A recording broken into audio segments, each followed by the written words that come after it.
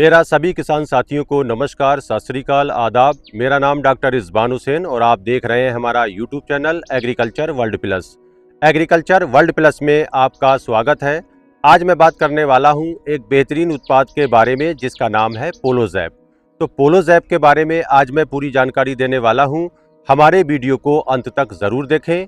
जो किसान साथी चैनल को पहली बार देख रहे हैं, कृपया करके चैनल को ज़रूर सब्सक्राइब कर दें ताकि आगे आने वाली वीडियो का नोटिफिकेशन सूचना आप तक पहुंच जाए।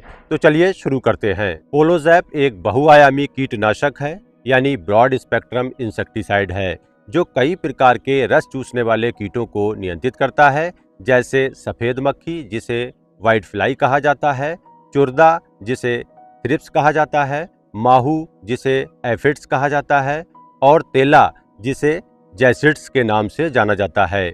इसके अलावा ये फाइटोफैगस माइट को भी नियंत्रित करता है। पोलोज़ैप अपनी एक विशेष तकनीक से जाना जाता है जिसका नाम है जिप जैप और जूम। यहाँ पर मैं आपको बताने वाला हूँ कि जिप जैप और जूम का मतलब क्या होता है। तो सबसे पहले जान लेते हैं जिप का मतलब क्या होता है। कपास की फसल में निम्फ और अडल्ट दोनों खाना पीना बंद कर देते हैं, ये जिप का मतलब होता है। और जैप का मतलब होता है क्विक एक्शन, यानी जब हम पोलोज़ैप का स्प्रे कपास की फसल पर करते हैं तो पत्तों पर बैठे हुए कीटों पर यह तेजी से असर दिखाता है, जिससे कीटों का जो मूवमेंट है यानी गति वो प्रॉपर तरीके से नहीं हो पाती है। कीट एक स्थान से दूसरे स्थान पर नहीं जा पाते हैं और कीट धीरे धीरे मरने लगते हैं। और जैप का मतलब होता है कि एक बेहतरीन फसल का निर्माण होता है, जिससे जो कॉटन बॉल्स हैं उनका विकास, उनकी क्वांटिटी और क्वालिटी में इजाफा होता है, जिससे पैदावार में वृद्धि होती है। पोलोज़ैप उत्पाद में जो टेक्निकल है वो डाइफेंथुरान 47.8% SC फार्मूलेशन में होता है। SC का मतलब होता है सस्पेंशन कॉन्सेंट्रेट से है, जिसका असर लंबे समय तक कीटों को नियंत्रित करने के लिए होता है। ये कीटों के तंत्रिका तंत्र को बाधित करता है। ये माइटोकॉन्ड्रियल इलेक्ट्रॉन परिवहन अवरोधक के रूप में काम करता है। यानी माइटोकॉन्ड्रिया क्या है? माइटोकॉन्ड्रिया एक पावर हाउस है, एक एनर्जी का सोर्स है। जब ये ब्लॉक हो जाता है तो कीटों में जो प्रॉपर एनर्जी है वो बैलेंस नहीं रह पाती है, यानी ATP का उत्पादन जो है वो नहीं हो पाता है, तो कीटों को पैरालिसिस हो जाता है, कीट धीरे धीरे मरने लगता है। जो पोलोज़ैप है वो दो तरीके से काम करता है। पहला कांटेक्ट और दूसरा जो काम करने का तरीका है वो स्टमक एक्शन के द्वारा ये अपना काम करता है। यानी जब कीट इस दवाई को निगल जाता है तो उसके जो माउथ पार्ट्स हैं वो धीरे धीरे काम करना बंद कर देते हैं और उसका जो नर्वस सिस्टम है यानी तंत्रिका तंत्र है वो ब्लॉक हो जाता है। कीटों में पैरालिसिस हो जाता है, कीट एक स्थान से दूसरे स्थान तक नहीं जा पाता है, यानी उसका प्रॉपर मूवमेंट नहीं हो पाता है और कीट मरने लगते हैं। इस प्रकार पोलोज़ैप अपना काम करता है। आइए बात करते हैं कपास की फसल में पोलोज़ैप की डोज कितनी होनी चाहिए। तो कपास की फसल में जो पोलोज़ैप की डोज है वो 200 ml प्रति एकड़ की दर से और पानी की मात्रा 200 लीटर प्रति एकड़ की दर से छिड़काव करें। हमें इस चीज़ का विशेष ध्यान रखना चाहिए, कभी भी दवाई को ज़्यादा या कम नहीं करना चाहिए।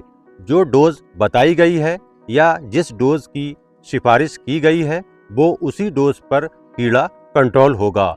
अगर आप डोज को बढ़ाते हैं तो उससे क्या होगा कि कीड़े में रेसिस्टेंस डेवलप होगा और हमारा नुकसान होगा, क्योंकि क्लाइमेट काफ़ी चेंज हो रहा है, मौसम में काफ़ी बदलाव हो रहा है, इसलिए आगे कीटों का प्रकोप बढ़ सकता है जो हमारे लिए काफ़ी हानिकारक हो सकता है। इसलिए हमें जो डोज बताई गई है उसके ही अकॉर्डिंग करना चाहिए। पहला छिड़काव कीट का प्रकोप शुरू होने यानी आर्थिक क्षति के स्तर तक पहुंचने पर करना चाहिए। कपास की बुआई के 65 से 70 दिन के बाद पहला स्प्रे करना चाहिए और दूसरा स्प्रे 75 से 80 दिनों के बाद करना चाहिए। हमें इस बात का विशेष ध्यान रखना चाहिए कि जिस खेत में पोलोज़ैप का स्प्रे किया जा रहा है उस खेत को प्रॉपर तरीके से स्प्रे से कवर करना चाहिए।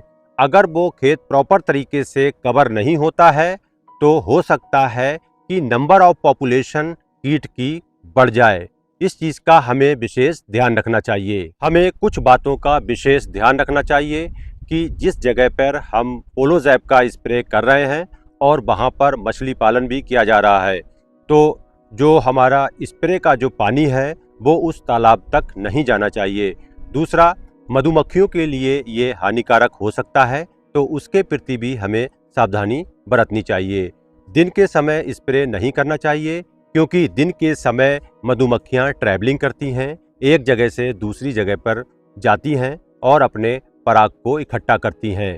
तो हमें इन बातों का विशेष ध्यान रखना चाहिए। अगर हम बात करें वेटिंग पीरियड की, यानी कि अंतिम छिड़काव और फसल की जो तुड़ाई है उसके बीच का अंतर कितना होना चाहिए, तो जो इसका जो डिफरेंस है लगभग 30 दिनों का होना चाहिए। इसका जो वेटिंग पीरियड है वो 30 डेज का होना चाहिए। पोलोजैप का एक बार इस्तेमाल करने के बाद दूसरा छिड़काव कम से कम 15 दिनों के अंतराल पर करना चाहिए और इसके बाद उत्पाद को बदल देना चाहिए।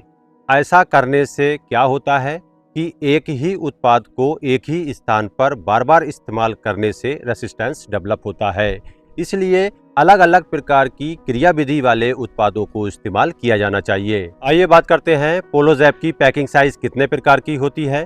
तो पोलोजैप की पैकिंग साइज 200 ml, 500 ml और 1 लीटर की पैकिंग साइज में उपलब्ध है। अगर हम बात करें पोलोजैप का 1 एकड़ का खर्च कितना आता है, यानी 200 ml का खर्च कितना आता है, तो 200 ml का खर्च जो है लगभग 650 रुपये आता है। प्राइस कभी भी घट सकता है या बढ़ सकता है, प्राइस कभी भी फिक्स नहीं रहता है।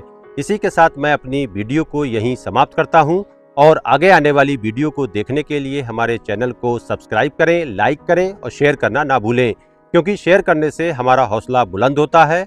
नमस्कार, सत श्री अकाल, आदाब, धन्यवाद।